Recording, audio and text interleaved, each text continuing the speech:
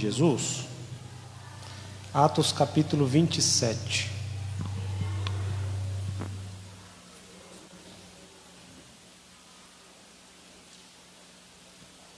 Atos 27. Obrigado, meu Cláudio.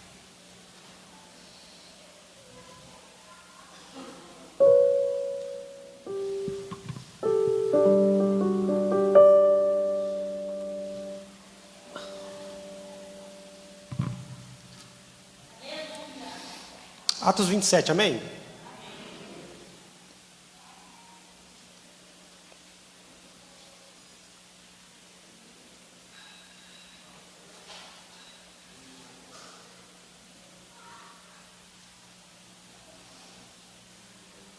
Vinte e sete, 22.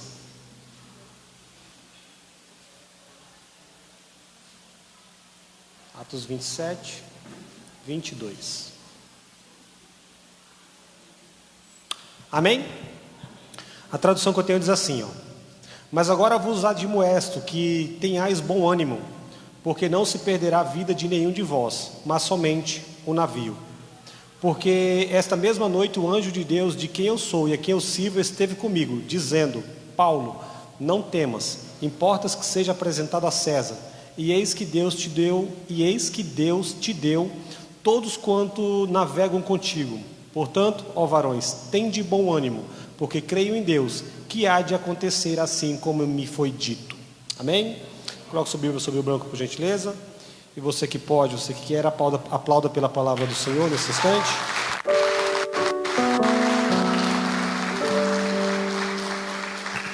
Sente aí um minutinho.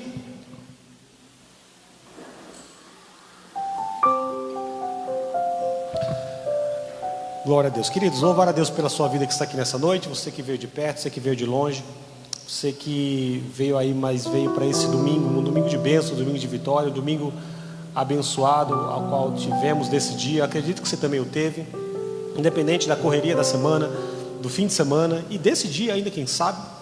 Louvar a Deus por você poder ter chego à casa do Senhor nesse dia, e é motivo de alegria podermos estarmos aqui para glorificar ao nome do Senhor. Iniciarmos a nossa semana diante da presença do Senhor. É bem verdade, mas diante das orações, diante dos louvores, diante da palavra que também ministrada foi pela manhã e será nesse instante, que seja aqui de direcionamento sobre as nossas vidas e possamos sair daqui abençoados no nome do Senhor. Sobre a vida daqueles que nos assistem do outro lado também, e sobre todo você que está aqui representando não só a sua casa, mas também representando a sua família, em nome de Jesus. Amém, gente? Deus abençoe o nome do Senhor. A palavra que eu quero compartilhar com você nessa noite é uma palavra conhecida, porém ela é pouco mencionada. Conhecida, mas pouco mencionada. Ela fala sobre o quarto naufrágio que o apóstolo Paulo sofre. Desses naufrágios que ele sofreu ao longo da sua vida, esse daqui é o único que tem o seu registro, né? Atos 27. Nesse naufrágio, muita coisa aconteceu. Então, se você puder, e se você quiser, claro, eu começo a partir dos primeiros versos do capítulo 27. Do capítulo 27, nós temos aí toda essa trajetória desse navegar que ele está tendo, e até o ponto que eles vão ao fundar, sim. Porque toda navegação, ela está correndo esse risco. Toda navegação que está em alto mar, ela corre o risco de alguma hora, quem sabe, não é uma regra, mas ela pode ser acometida por uma tempestade, ela pode ser acometida por um vendaval, ela pode ser acometida, quem sabe, por falhas humanas também, né, que podem levar esse barco a pique ou à destruição, é verdade. Mas para falar de destruição, esse apóstolo Paulo, ele tem muita, mas muita experiência. Ele não é alguém que acontece a primeira vez com ele, não é. Como dito, esse é o quarto naufrágio, já sofreu outros 3. Mas se é para falar de sofrimento, esse camarada aqui, ele tem muito testemunho para contar. O apóstolo Paulo é aquele moço, eu assim o considero, muitos também o consideram, o nome mais importante do Novo Testamento, após o nome de Cristo, verdade. O apóstolo Paulo, ele escreve metade desse Novo Testamento, com as suas cartas, com os seus ensinamentos, com muita coisa que nos deixa a edificação e a formação da igreja primitiva. Mas esse apóstolo Paulo, que é um grande homem, que nós assim o consideramos, um grande mestre, é uma bem verdade, ele também teve seus percalços da vida. Seus percalços da vida começam ali, quem sabe, no capítulo 7, 8, 9 de Atos ainda, quando ele ainda é um fariseu, um perseguidor da igreja. Para quem lembra, o apóstolo Paulo ele não foi crente crente em Cristo toda a vida. Não, na verdade, ser crente em Cristo passou a partir do capítulo 9 de Atos, quando ele tem um encontro genuíno. Até então, ele era alguém que queria destruir a igreja, ele era alguém que queria parar os crentes, ele era alguém que queria destruir os crentes. Mas como para aquilo que foi Deus que edificou? Mas como para aquilo que foi Deus que estabeleceu? Você entende que aquilo que Deus estabelece, por mais formado, capacitado, engenhoso, maquiavélico que alguém possa ser, se foi Deus que estabeleceu, o próprio Jesus, ele disse que as portas do inferno não prevaleceriam. Então não é Paulo que vai parar, não é governo que vai parar, não é enfermidade que vai parar, não é juiz que vai parar, não é prefeito, não é nada nem ninguém que vai parar, porque essa igreja ela tem dono, e se ela tem dono, e você frequenta essa igreja que ela tem dono, você também faz parte desse concílio. Então alcança alguém aí do seu lado, só para a gente começar, e diga para ele ou diga para ela: a igreja tem dono, e você também tem dono.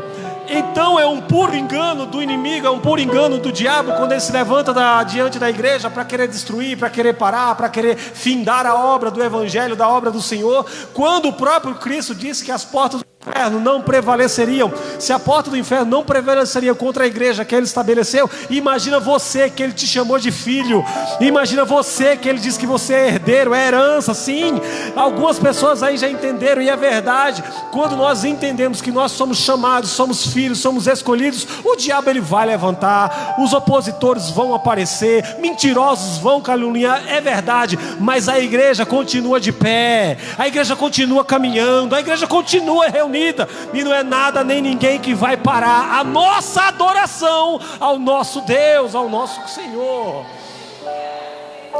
Esse era Paulo, esse era alguém que queria parar essa adoração, o culto dos crentes. Atos capítulo 9, ele está indo para uma cidadezinha chamada Damasco. Está escrito que no meio do caminho uma luz explode na cara dele, lançando ele por terra, e é onde começa o início da sua conversão. Ele vai perguntar: Senhor, Senhor, quem és tu?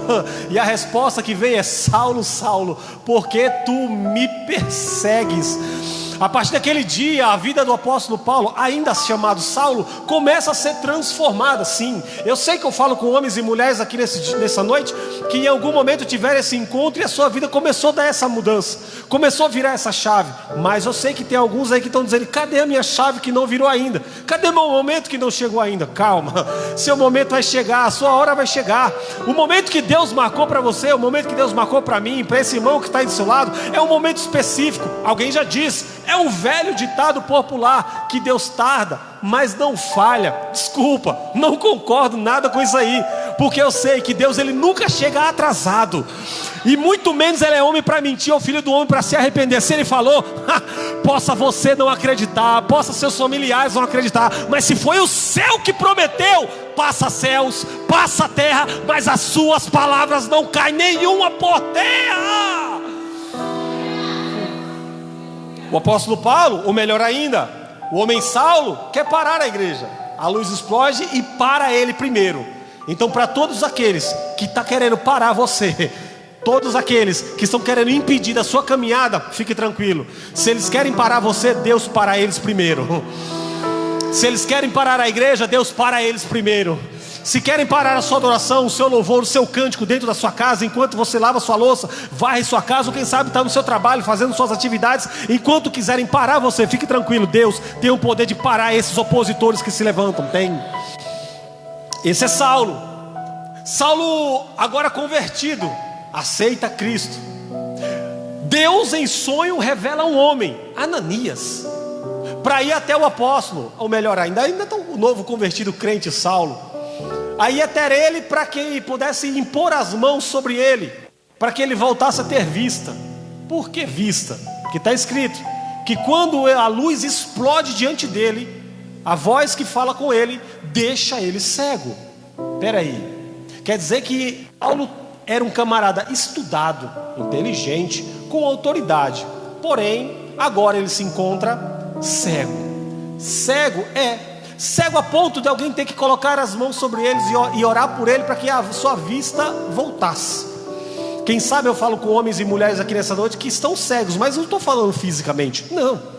Quem sabe eu falo com homens e mulheres aqui nessa noite que estão cegos, mas que de repente estão cegos espiritualmente, que você não consegue enxergar as maravilhas, a grandeza, o poder de Deus operando de ponta a ponta aos 4 cantos da sua vida, da sua casa, da sua família, e você ainda bate no peito e se pergunta, se questiona, sua mente trabalha 24 horas dizendo: cadê Deus que não aparece? Cadê Deus que não faz? Por que Deus não me aparece? Por que Deus não me ajuda? Por que Deus não me socorre? Só que você não...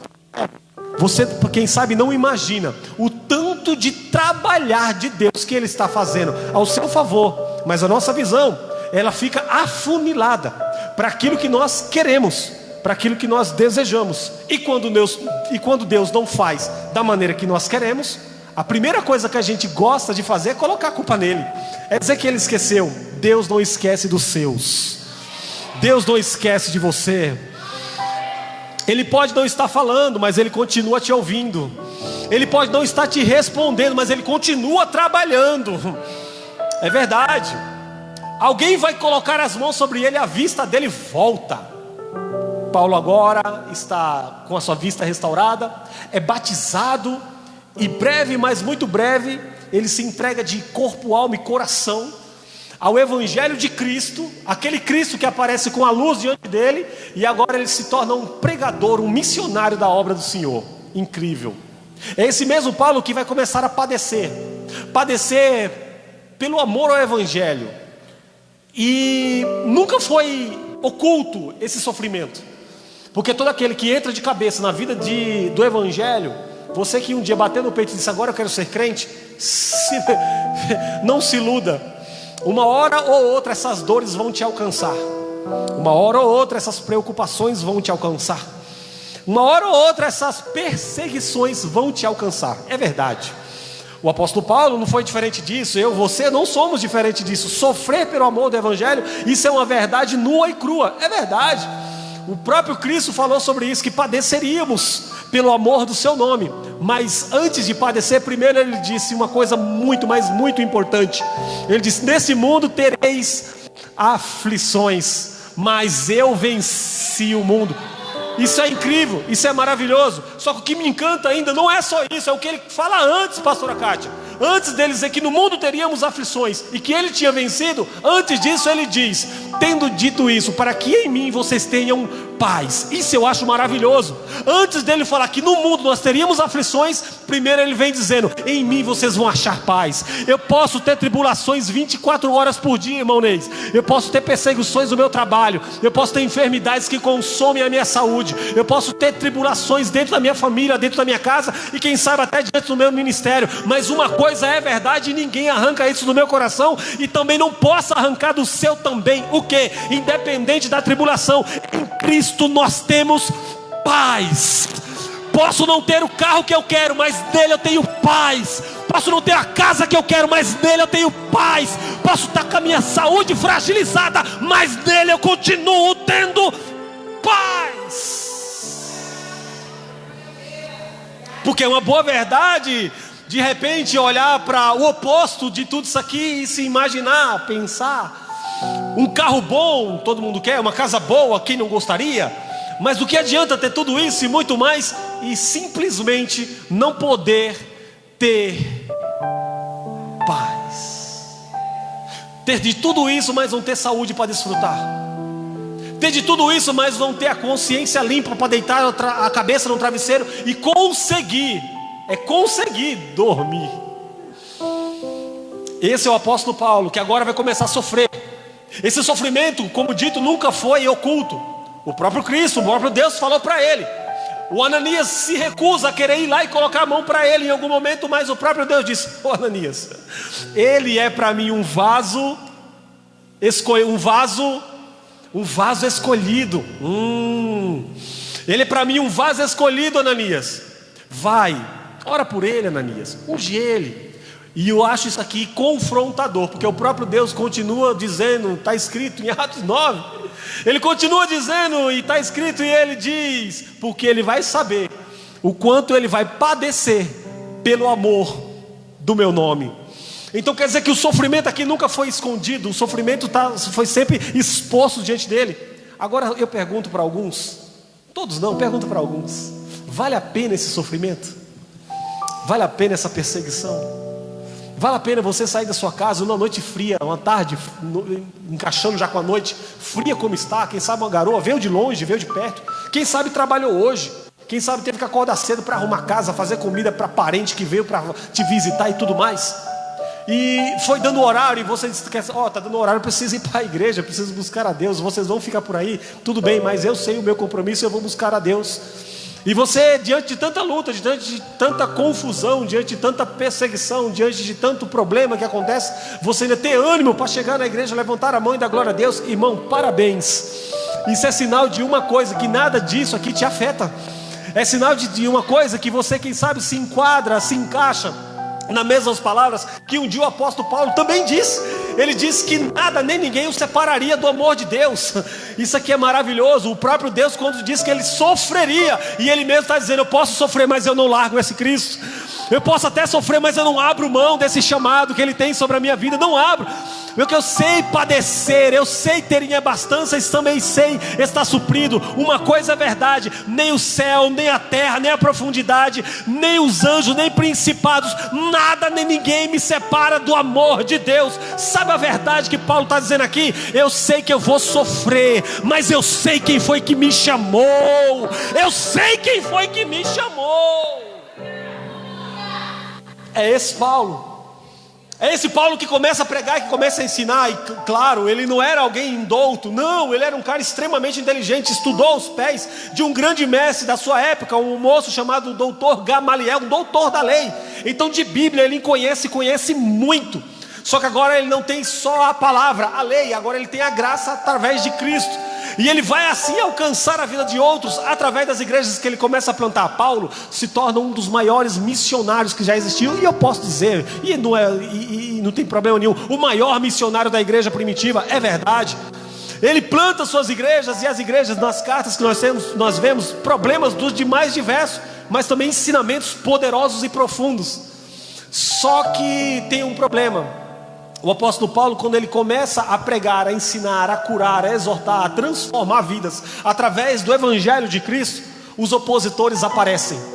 Aparecem aqueles que são contra, ao invés de somar com eles, ao invés de somar com ele, agora estão oposto a ele, querendo parar o trabalho dele, querendo parar a obra que ele está fazendo, o chamado que ele está executando. É o tipo de pessoas que nem fazem e nem deixam você fazer. Não concluem, não deixam você concluir. Não vão e não querem deixar você ir. Esse é o tipo de pessoa. Mas Paulo se afeta com isso? É óbvio que não. Certo dia, açoitado em praça pública ele foi. Outro dia foi lançado de cima de um muro e foi dado como morto. Apedrejado em algum outro momento. Anteriormente ao capítulo 27, 3 naufrágios ele já sofreu. Um camarada que sofreu, e sofreu bastante. Mas ele nunca abriu mão daquilo que estava dentro do seu coração. Isso é incrível. No capítulo 27, e agora eu começo, no capítulo 27 ele está passando por um momento tribuloso também. Que momento que é esse? Por ele ser esse pregador do antigo, da igreja primitiva, e ter contra ele muita gente agora oposta a ele, ele não tem só o Sinédrio, ele não tem só alguns dos crentes, ele também tem agora Roma contra ele. Julgado, ele vai ser enviado para que César julgue a sua causa. Os judeus não podem julgar a causa dele, porque ele tem uma cidadania romana, que é onde vem o seu nome Paulo. Verdade. Então agora ele apela para que Roma faça um julgamento contra ele, que ele não é um opositor, ele não é um assassino, ele não quer destruir, ele só quer pregar a verdade e o amor de Cristo. É isso que ele quer fazer. Capítulo 27, ele está indo para ser apresentado diante de César, está indo para ser preso, está indo para ser julgado, e dependendo do julgamento poderia até ser morto. É o que acontece no final, mas isso é outra história. Só que Paulo poderia chegar diante de todos os magistrados que outrora estiveram com ele e se justificar. Verdade. Ele poderia argumentar, e ele tinha argumentos. Ele poderia convidar testemunhas, e ele tinha pessoas que foram do lado dele e outros que em algum momento abandonaram. É verdade. Mas uma coisa que me intriga é, Paulo ele não fica se justificando. Porque entenda, não adianta você se justificar para quem já tem uma opinião formada contra você. Vou de novo. Não adianta você querer se justificar para quem já tem opinião formada contra você. Você vai se desgastar, enquanto alguém que já tem a sua cabeça travada não vai querer te ouvir. Ao contrário, só vai te afrontar mais ainda. E o que você faz então? Pastor, mas eu queria me justificar, eu queria deixar o meu testemunho, eu queria dar a minha versão. Eu sei que minha causa é justa, eu sei que meu problema poderia ser resolvido muito mais simples, mas quem já tem opinião formada não quer me ouvir. Fique tranquilo, o justo, ele não se justifica. Então é bem verdade, se o justo não precisa se justificar, a justiça da terra, ela não vai ter poder sobre mim. Porque enquanto advogado aqui não puder justificar, enquanto juiz aqui não puder justificar, enquanto médicos aqui não puder justificar, existe ainda um juiz que tem um martelo sublime. Glória. Existe um juiz que está acima de qualquer advogado, respeito. Está acima de qualquer médico, e eu respeito. Está acima de qualquer juiz, e eu também respeito. Mas a última palavra não vem de médico, não vem de advogado, não vem de delegado, não vem de juiz. A última palavra ainda vem do céu. Ele não vai se justificar, porque não adiantaria. Ele deixa que Deus justifique ele. Então fique tranquilo, não precisa falar, é Deus quem vai falar por você. Não precisa se justificar, é Deus quem vai justificar você. O apóstolo Paulo, ele vai nessa viagem destino a Roma. Só que nós temos um problema. Gálatas capítulo 4, por volta do verso 13, vai dizer que Paulo está viajando e ele está doente. A gente vê no Atos capítulo 27 que o tempo do jejum está passando. Então peraí, Paulo está em jejum e está doente, está viajando. Só que está escrito que ele vai orar pelo povo da viagem. Ele vai interceder por eles. Ele vai clamar por eles. Isso aqui me confronta. Porque Paulo está doente, mas ele está jejuando e está orando por um trajeto que quem sabe ele pode ser julgado e pode ser condenado. Peraí, o cara está doente e está orando, está doente e está jejuando, está doente, mas ele está fazendo mais pelos outros do que os outros por ele. Tem alguém aí? Não? Vou melhorar, deixa eu simplificar um pouquinho mais. Eu estou falando de alguém que está precisando de ajuda, mas é ele quem está ajudando. Alguém que está precisando de socorro, mas é ele quem está socorrendo. Estou falando de alguém que está precisando que a sua guerra seja cessada, mas ele está entrando em batalhas que não são dele. Tudo bem, eu estou falando com você e quem sabe você já alcancei alguns e você já está me entendendo. Estou falando que você precisa de ajuda, você precisa de socorro, você precisa de auxílio, você precisa que a mão seja estendida para você. Mas ao contrário disso, é você quem está socorrendo, é você quem está ajudando, é você quem está auxiliando. E eu não estou dizendo que isso aqui é um problema, não, é para que você entenda que aquilo que existe dentro de você é muito maior. Essa essência que existe dentro de você é muito maior. Você sabe, eu preciso de ajuda, mas o Deus que está dentro de mim, que me ungiu, que me chamou, que me guardou, Ele tem um propósito comigo. Eu preciso de ajuda, mas sou eu quem vou ajudar. Eu preciso de oração, mas sou eu quem vou orar. Eu preciso que a minha situação seja resolvida, mas eu estou resolvendo a situação de outros. Isso é com alguns, eu sei, que estão em batalhas travadas, que estão em momentos difíceis, que estão em lutas ardosas, noites em claros, jejum e oração não tem faltado diante de você. Então se isso aqui é profético, eu libero sobre o coração de alguém: nenhuma lágrima que caiu do seu rosto em tristeza ficará impune, nenhum jejum que você fez por alguém ou por alguns ficará esquecido. Deus tem um memorial no céu para cada lágrima que você derramou, para cada oração que você fez, para cada jejum que você consagrou. Esse memorial será honrado diante do céu e diante da sua vida. E se prepare, porque esse momento está chegando sobre você.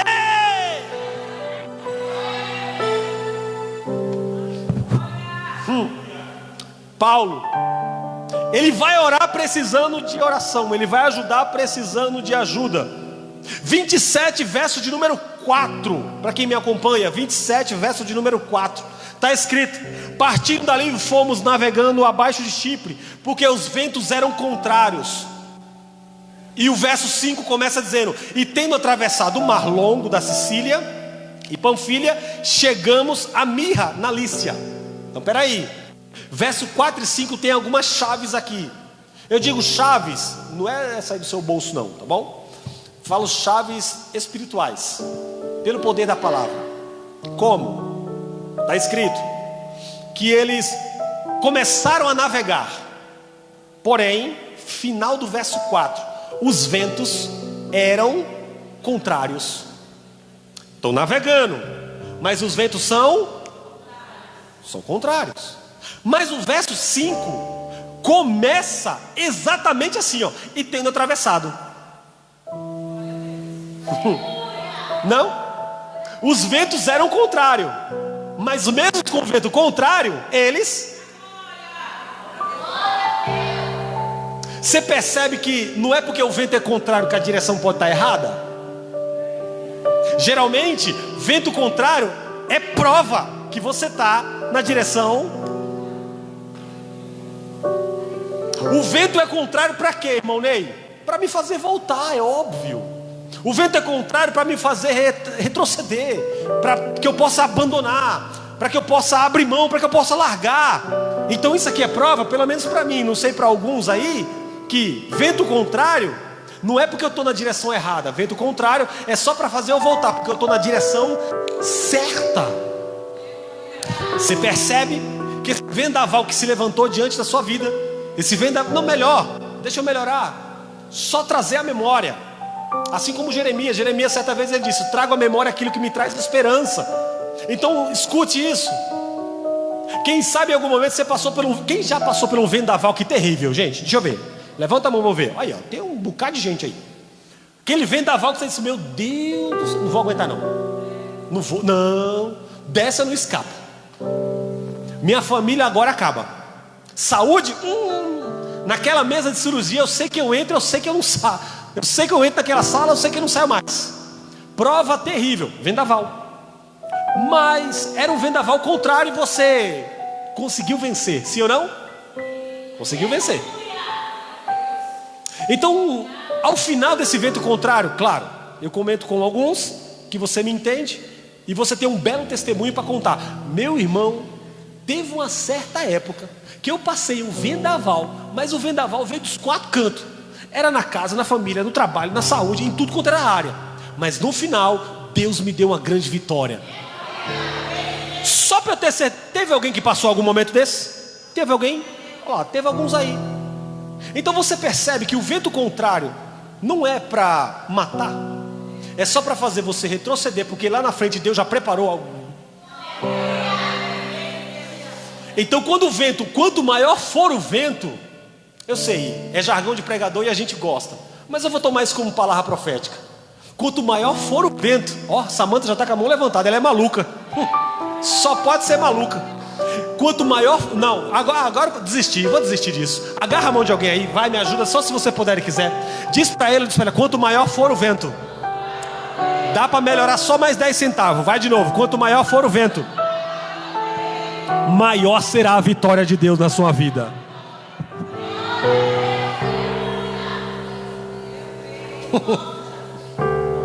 Vento contrário. Vento era contrário, mas está escrito no verso 5. Tendo atravessado, o vento era contrário, mas eles chegaram. Então se isso aqui é uma boa verdade, não se preocupe, fique tranquilo, tenha calma e se acalme. Os ventos podem ser contrários hoje, pode ser contrário agora, pode ser contrário a esse mês, ainda antes desse findar de ano. E quem sabe alguém pode dizer: desde o começo do ano o vendaval vem me açoitando e vem batendo forte. Final do ano está chegando aí, mês de setembro está chegando aí, os meses seguintes está chegando aí, e melhor, a semana seguinte está chegando aí. E quem sabe, para esses próximos dias, esse vendaval será cessado, e Deus garantirá vitória sobre você, sobre a sua casa, sobre a sua família. Nosso apóstolo ele tem liberado alguns dias, e quem sabe alguém passa despercebido. 2 palavrinhas, uma pequena frase.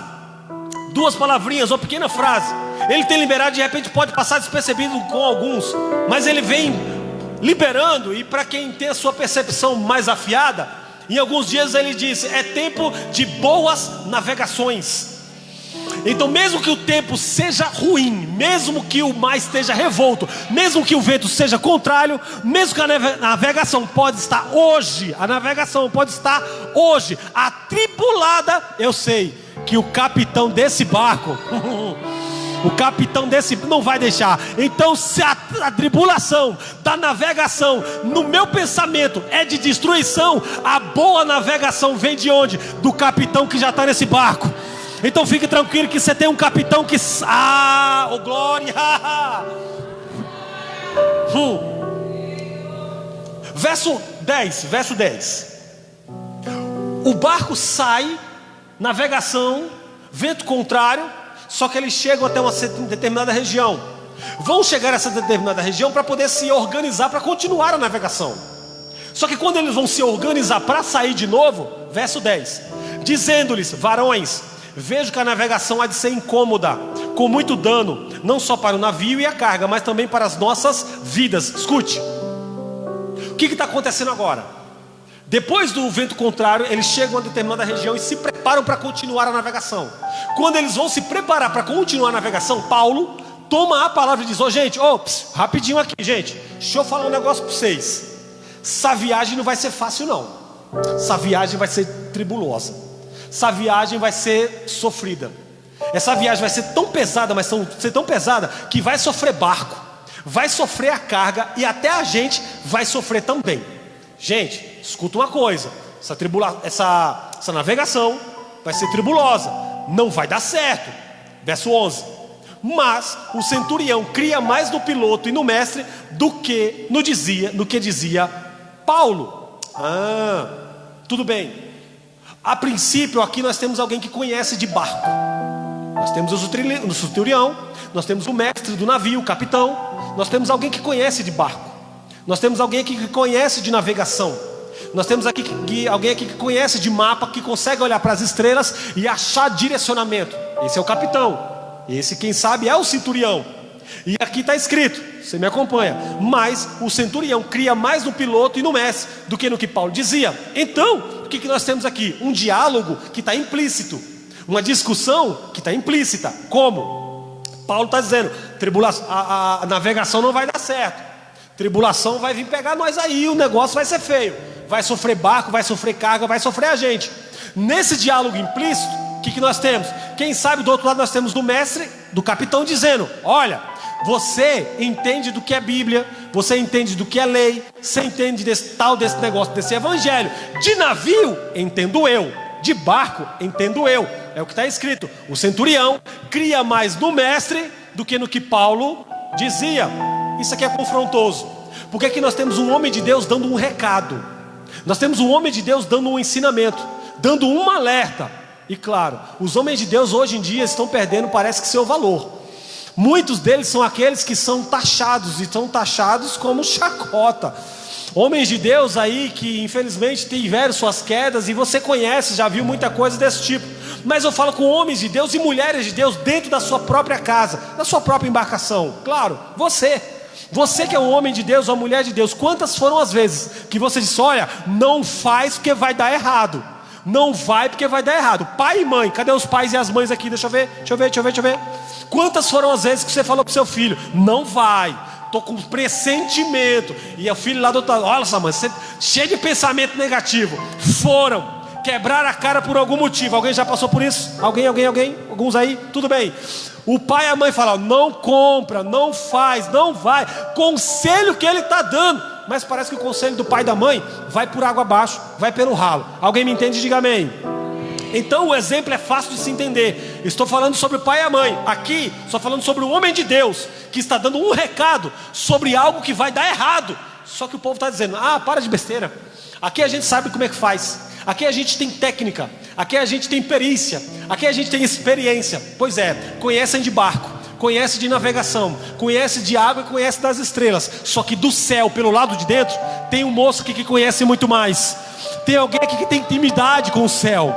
Tem alguém que está dizendo: olha, eu não estou dizendo isso por mim, porque lá nos primeiros versos a gente vai ver que o anjo do Senhor falou para ele: disse: olha, Paulo, vai ter problema. Então quem está avisando para Paulo não é o Zezinho da quitanda, não é a Maria da padaria. O céu avisou para ele: olha, vai dar errado. Então se você for e quebrar a cara, você quebrou a cara porque você não deu ouvido. Claro, os homens de Deus perdem seu valor, mulheres de Deus parece que perdem seu valor, profetizam dentro da sua casa, profetizam dentro do seu lar, diante de filho, marido, esposa, diante de familiares de perto ou de longe, diante de aqueles que têm para ouvir, têm ouvidos para ouvir a direção que um homem ou uma mulher de Deus tem para dar, mas se trancam, se fecham, não querem ouvir. Sabe o resultado? Quebraram a cara depois, ou quebram a cara depois, ou ainda vão quebrar a cara porque não ouviram o conselho do homem e da mulher de Deus. Eu não vim aqui para dizer para você que o que você falou vai servir de testemunho porque alguém vai quebrar a cara lá na frente. Não, eu vim aqui nessa noite através dessa palavra dizer ao seu coração, dizer para você que as palavras que saírem da sua boca, fique tranquilo, porque é Deus quem se responsabiliza por elas.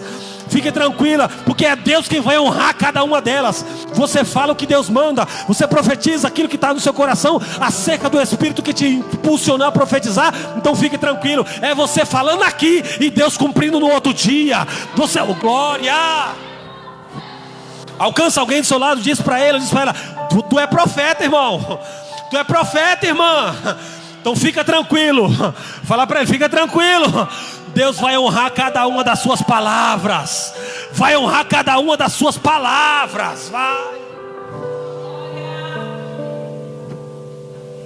O barco sai. Dão ouvido? Não dão ouvido. Navegação continua? Navegação continua. Verso de número 12.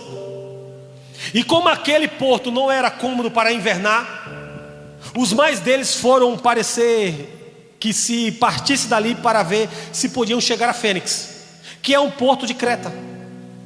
Olha que, e que olha da banda do vento da África e do coro para invernar ali. Eles querem sair de um ponto para chegar em outro ponto, mas Paulo já avisou que vai dar errado. Mas mesmo assim eles querem ir por conta de si próprio. Verso 13. E soprando o sul brandamente, lhe apareceu terem que já desejavam. Fazendo-se de vela, foram muito perto e costeando Creta. Eles começam a navegar. E a navegação está indo tudo bem.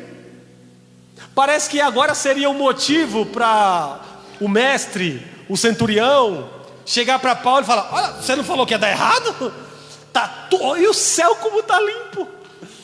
Olha o mar como está tranquilo. Você não falou que ia dar errado? Olha só como está dando tudo certo. Aí o verso 14 aparece. Aí o verso 14 vem dizendo: mas não muito depois, deu nela um pé de vento chamado Euroaquilão. Vamos lá. Parecia que estava tranquilo, mas de repente veio o vendaval. Um pé de vento chamado Euroaquilão. Ou em alguma tradução aí, quem sabe de Bíblia alguém possa ter, diz que vem um pé de vento em turbilhão. Ou, como popularmente nós conhecemos, um redemoinho. Quem já viu redemoinho aqui? Deixa eu ver. Pronto, uns 2 ou 3.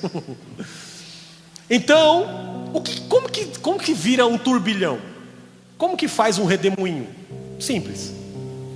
É vento que vem de um lado, forte, com vento que vem de outro lado, também forte. Quando eles se encontram, começam a girar. É só isso. O vendaval que vira o turbilhão, redemoinho. É só isso. Quem entende, diga amém. Tudo bem. Parecia que estava tudo tranquilo, mas de repente se formou um Euroaquilão, esse turbilhão, esse vendaval, esse redemoinho. Se é um redemoinho, então quer dizer que vem o vento dos dois. Oi, vento dos dois. Então quer dizer que o barco está sendo açoitado, não só pela direita, mas também pela esquerda. Verdade. Sabe o que é confrontoso diante disso aqui? É a resistência que esse barco tem. É um barco resistente. Verdade. Pergunto: alguém aqui já praticou algum tipo de luta? Alguém aí? Não? Você praticou o que, bonitão? Karatê? Legal, perfeito, obrigado. Quem pratica luta, ele sempre, independente do estilo que seja, como o nosso amigo ali que praticou o karatê, independente do estilo, sempre vai ter uma posição de luta, sempre. É aquela posição basicamente que a pessoa se arma, né, para ir para o combate. Quem já viu, diga amém. Filme, novela, desenho, tudo quanto você já viu por aí, né? Canal de luta, enfim, independente da modalidade, a pessoa se arma para lutar. Para os lutadores é muito comum eles lutarem de uma forma muito específica. Como? Eles vão ter sempre um pé atrás, um pé à frente e tá armado. Por quê? Alguma coisa que tem que fazer sentido. Porque se o meu oponente me bate de frente, essa perna aqui, ó, ela consegue segurar a pancada, a pressão. Então isso aqui é a minha perna de apoio. Porque o que vir, eu consigo me apoiar aqui e sustentar toda a pressão. Pode ser com a direita, pode ser com a esquerda, independente. Mas a perna que fica para trás é para aguentar a pancada que está vindo aqui. Quem me entende, diga amém. Porém, o texto diz que é um ero alquilão, pastora Kátia. Se é um ero alquilão, é vento que vem dos dois. Então quer dizer que o vento não só vem daqui. Porque se o vento vier daqui, irmão Ney, eu consigo sustentar ele aqui, porque eu tenho perna de apoio desse lado. Mas se o vento vier ao mesmo tempo desse lado, ou eu sustento a pancada que vem daqui, ou eu sustento a pancada que vem de cá. Não dá para sustentar as duas ao mesmo. Só que o barco não quebra com o vento. Então é um barco forte, sim ou não? E aguentar a pancada dos dois lados não é para todo mundo.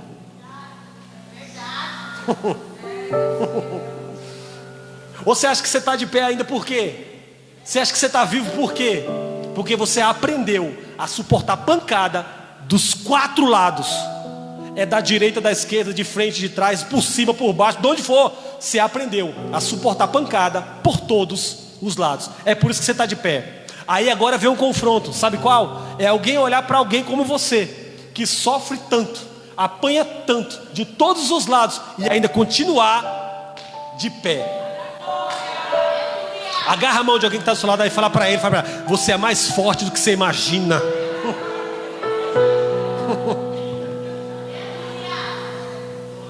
O vento está balançando, o barco está sendo açoitado, o povo está desesperado. Agora eles vão tomar atitudes que vão se precipitar. As atitudes deles agora vai me confrontar também. Porque quando o ero alquilão, o vendaval, está chacoalhando o barco para lá e para cá, está escrito que eles vão destruir o mastro principal. Barquinho, aqueles barquinhos de madeira antigo. Já viu que tem uma vela grandona no meio do barco? Quem já viu? Quem já viu? Levanta a mão, levanta a mão. Aqueles barcos antigos tem uma vela principal no meio. Quem já viu? Quem já viu? Quem já viu? Já viu? Pois bem, aquilo ali é para quê? Dois trabalhos. Primeiro, sustentar uma haste que fica na horizontal para derrubar assim as velas, para poder dar força a partir do vento, para fazer o barquinho navegar. É o primeiro trabalho daquela haste principal. O segundo trabalho daquela haste principal é esse aqui, o meu ponto. É para dar equilíbrio no barco. É para dar o quê, gente? É para dar o quê? Para dar equilíbrio no barco. Está escrito. E quando o vento começa a chacoalhar, quando eles percebem que o vento é muito forte, eles destroem aquele mastro principal, deixando o barco ir a pique. Então quer dizer, eles abrem mão da navegação, porque o barco está balançando demais e está a ponto de virar. O que eles fazem? Eles cortam, quebram o mastro principal, que é aquilo que dá equilíbrio. Eu falo com alguém aqui nessa noite em dizer que alguém está desequilibrado. Cuidado. Desequilibrada. Cuidado. Você não pode abrir as mãos por conta do vendaval. Você vai perder o equilíbrio também. Você não pode largar o poder da oração que está sobre você por conta das tribulações e do vendaval. Não, não pode. O equilíbrio que você tem, que você precisa manter, é isso que vai garantir a vitória diante de você. É isso que vai garantir a vitória de Deus diante da sua vida, diante da sua casa, diante da sua família. Ah, pastor, mas eu não aguento. Falou, eu falo de novo. Me afrontou, eu afronto de novo. Falou 2, eu falo 3. Eu falo na cara porque eu sou sincera. Às vezes não. Às vezes você não é sincera. Às vezes você só é desequilibrada. Porque pior do que falar a verdade é falar a verdade no momento errado. Falo de novo, pior do que falar a verdade é falar a verdade no momento errado. Então cuidado, você é alerta, alguém me entende? Cuidado com o desequilíbrio. Você pode perder bênçãos da parte do Senhor por esse desequilíbrio. Alcança a mão de alguém aí, vai, aperta a mão dele, aperta a mão dela. Fala para ele, mantenha o equilíbrio. Mantenha o equilíbrio. A navegação vai continuar, e agora eles estão muito eufóricos. A navegação vai continuar e eles estão extremamente eufóricos. Eles estão perdendo a cabeça, eles estão perdendo o controle, eles estão perdendo ali, o controle da situação está indo por água abaixo literalmente. O barco está quase virando, e claro, esse barco não é um simples barco, era um barco comercial, era um barco que foi alugado para transportar Paulo até Roma, para ele poder participar do seu julgamento. É prova que no começo do capítulo ele fala sobre a carga que o barco tinha. Então é um barco cargueiro. Então o que nós temos aqui é um barco que começou, quem sabe, dando lucro, mas agora está terminando com prejuízo. Começou dando lucro, mas está terminando com prejuízo. E o apóstolo Paulo continua na navegação.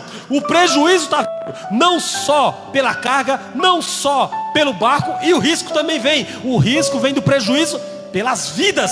Só que Paulo vai animar o povo. Ele diz: olha, eu admoesto vocês, eu alerto vocês, eu tenho um conselho para vocês: mantenham a calma, porque o Deus de quem eu sou e o Deus a quem eu sirvo me apareceu essa noite e disse que o barco vai sofrer, a carga vai sofrer, mas aqui dentro ninguém vai morrer. Alcança a mão de alguém aí, alcança a mão dele, alcança a mão dela. Diz para eles: pode até ter prejuízo, pode até ter lágrima, mas dentro desse barco ninguém morre, ninguém morre, ninguém morre. Dentro dessa casa não morre, nesse trabalho não morre, nessa faculdade não morre, no seu ministério não morre. Pode até chacoalhar, pode até dar enjoo, pode até ter perca, mas morte lá não tem, lá não tem. Imagina a situação, imagina a confusão, imagina aquela euforia que eles estão, essa tribulação que eles estão passando, esse momento que o barco chacoalha, a água entra dentro do barco, não tem mais o equilíbrio, o barco está indo a pique, estão quase perdendo tudo. E o apóstolo Paulo vem com uma palavra para tentar acalmar a eles e darem ânimo.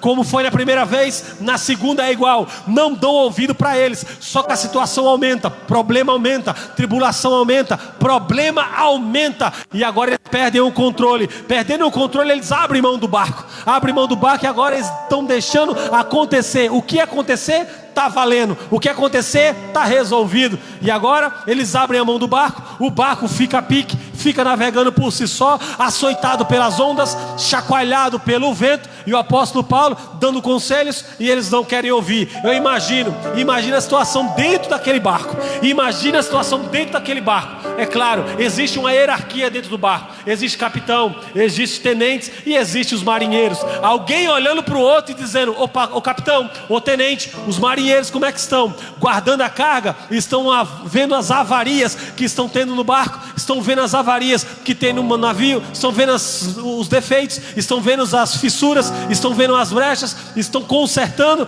E alguém vai dizer para eles, quem sabe, eu penso nisso, alguém dizendo: olha, não dá para consertar, o barco vai afundar, não dá para segurar, o barco vai afundar. Só que o apóstolo Paulo já falou que o barco iria afundar, ele também já falou que o barco iria quebrar, a carga iria se perder, mas ali dentro ninguém iria morrer. Sabe o que me confronta diante disso aqui? É alguém que tem experiência de vida com morte, é alguém que tem experiência de vida com morte. Como dito no começo, o apóstolo Paulo já sofreu 3 naufrágios, esse agora está indo para o 4º naufrágio. E o que o apóstolo Paulo está dizendo é: eu já sofri 1, já sofri 2, já sofri 3, estou indo para o 4º. Sabe o que é isso? É o apóstolo Paulo dizendo para o céu, é o apóstolo Paulo dizendo para a terra, para o mar, para os marinheiros. E para você aqui nessa noite, sabe qual que é o apóstolo Paulo está dizendo, através dessa palavra, eu já sofri 1, 2, 3, estou indo para o 4. Ele está dizendo, o diabo tentou me matar na primeira, o diabo tentou me matar na segunda, o diabo tentou me matar na terceira, nenhuma delas deu certo. Não é nessa que vai dar, não é nessa que ele vai conseguir. Alguém me entendeu? Então eu vou falar com você. O diabo te tentou matar uma vez, tentou matar duas, tentou matar 3, quem sabe 4, quem sabe 10, e quem sabe incontáveis vezes foi o que ele tentou para tentar te matar. Mas mais uma vez ele perdeu, mais uma vez não conseguiu. Olha você aqui, olha você aí. Ele não te matou na primeira, na segunda, na terceira. Não é nessa que ele vai te matar. Vendaval você já passou e já passou pior, você não morreu. Não é nesse que você vai morrer. Problema você já passou pior e você não desistiu. Não é nesse que você vai desistir. Situações mais tribulosas, momentos mais difíceis, você já enfrentou e não desistiu. Vai desistir agora por quê? Está quase chegando do outro lado, está quase chegando no destino, está quase chegando na vitória. Não vai retroceder, não vai voltar atrás, porque nesse barco, mesmo se ele quebre, eu chego lá, nem que seja nadando. Mas aquilo que Deus prometeu, eu vou alcançar. Alcança alguém do seu lado, diga para ele ou diga para ela, o que Deus prometeu para você, você vai alcançar. Vai alcançar, vai alcançar. O barco pode até afundar, mas ninguém morre. O barco pode até quebrar, mas ninguém morre. O anjo já disse, o céu já avisou, vai ter dano, vai ter problema, vai ter perca, mas ninguém vai morrer. Ele não conseguiu na primeira, não vai conseguir agora. Não te matou na segunda, não vai conseguir agora. Porque aquele que é escolhido por Deus, o diabo vai se levantar pelos 4 cantos, mas uma vez que ele se levanta, levanta para cair. Levanta para cair. Para alguns pode ser o primeiro naufrágio. Para marinheiro, para quem sabe capitão, para quem sabe, para alguém pode ser o primeiro naufrágio. Para Paulo, já é o 4. Então a experiência que eu tenho me garante uma coisa: o Deus que me chamou não vai me deixar me morrer nessa. O Deus que me chamou não vai deixar eu padecer nessa.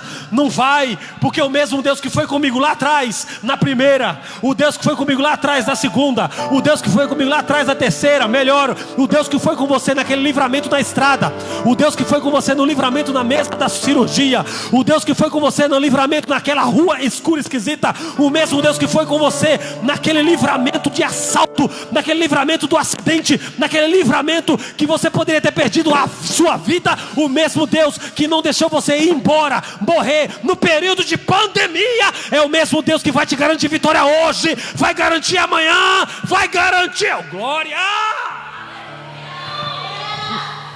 É o mesmo Deus. Então alcança alguém do seu lado aí e fala para ele, pode até perder o barco, mas no barco ninguém morre.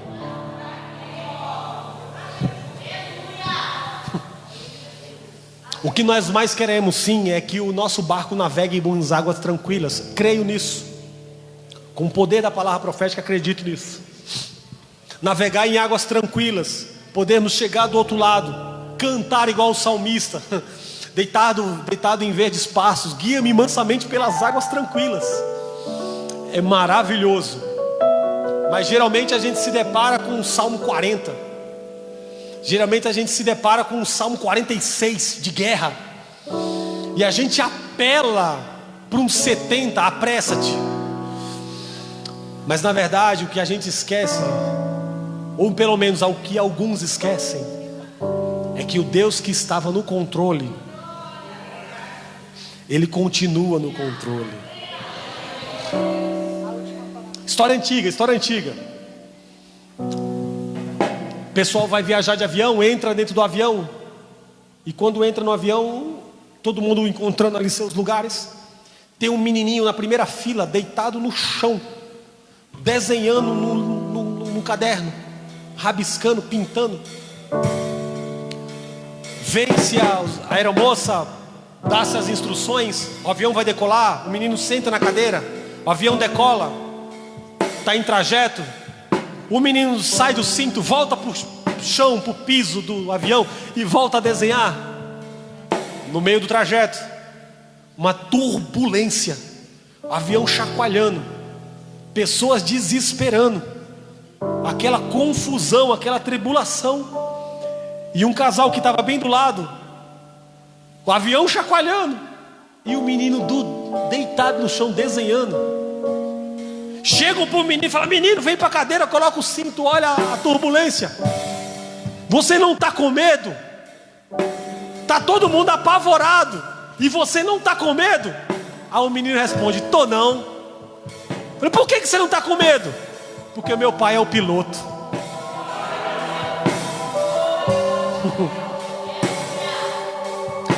Falei do avião, falei muito do navio, então fique tranquilo, fique tranquila, porque quem tem o controle,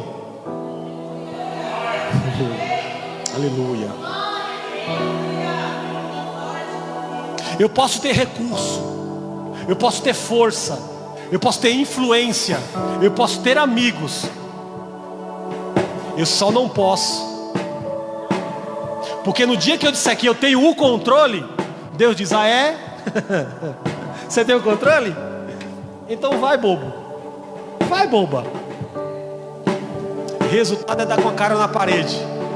Mas para quem é crente inteligente, claro, você que está aqui nessa noite, que saiu da sua casa entusiasmado, querendo ouvir algo da parte de Deus, a palavra para finalizar é exatamente essa: o controle, se estava com você, a partir de hoje não está mais. Se até hoje esteve na sua mão esse controle, Deus está fazendo assim, ó: hoje não é mais com você, hoje agora é comigo. Finalizo com um outro exemplo muito simples. Jesus está indo em direção à casa de um moço chamado Jairo. No meio do caminho para ali uma mulher que toca nas suas vestes. Você conhece a história. Quando ele está liberando um milagre, conversando com a mulher, chega alguém dos servos da casa de Jairo e diz para Jairo: Jairo, olha, deixa o mestre em paz, porque a menina, ela já morreu, a filha de Jairo. Ele vai em busca de Jesus justamente para isso, para que Jesus pudesse curar a sua filha. Só que no meio do caminho, alguém vem com a notícia dizendo: olha, deixa para lá, porque não tem mais jeito, deixa para lá, porque não vai dar mais certo.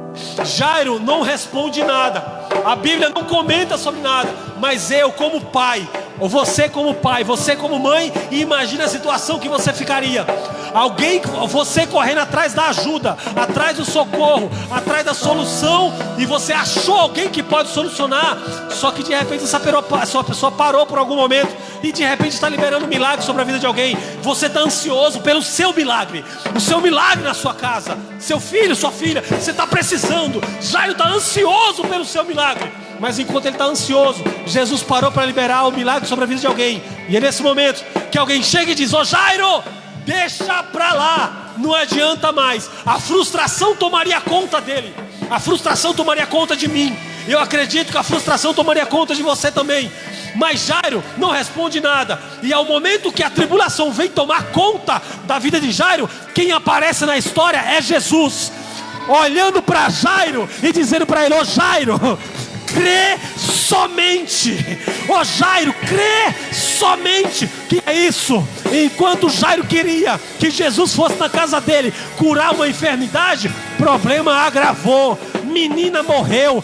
Remédio pode tirar a dor, remédio pode sanar alguma enfermidade, mas a morte, remédio não resolve. Quem foi resolver? Jesus. O que é isso, pastor? Estou falando sobre o controle. Enquanto a menina estava doente, Jairo tinha o controle. Depois que a menina morreu, Jesus falou: Jairo, agora não é mais com você, agora é comigo, Jairo. Sai de cena, Jairo. É Deus falando para alguém aqui nessa noite: você não está mais no controle, Ele é quem está no comando dessa embarcação. Fique de pé, por gentileza.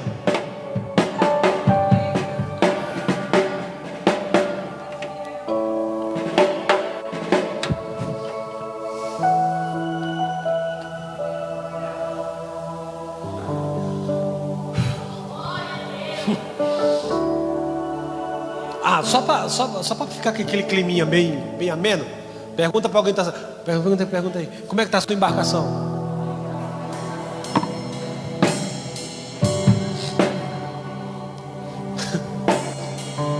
Se a pessoa te respondeu ou não respondeu, mas de repente ela só abriu um sorrisinho, você não sabe como é que está esse barco, minha filha. Você não sabe como é que está esse navio. Você não tem nem coragem, meu irmão, não dá nem para te contar. O equilíbrio já foi embora. É pancada de todo lado. Para alguns, o barco até já virou. O barco está afundando. Mas o meu desejo para a sua vida nessa noite é: você não afunde com ele. Fala para alguém que está ao seu lado aí: o barco pode afundar, você não. O barco pode, você não. Porque foi para Paulo que o céu falou: olha, o barco afunda, mas ninguém morre. O barco afunda, mas fica todo mundo vivo. Sabe o que é isso?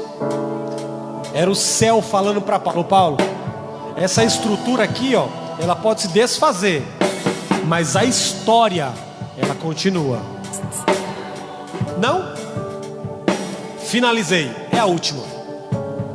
Alcança alguém aí do seu lado, fala para ele, fala para ela: o barco pode quebrar, mas a sua história continua.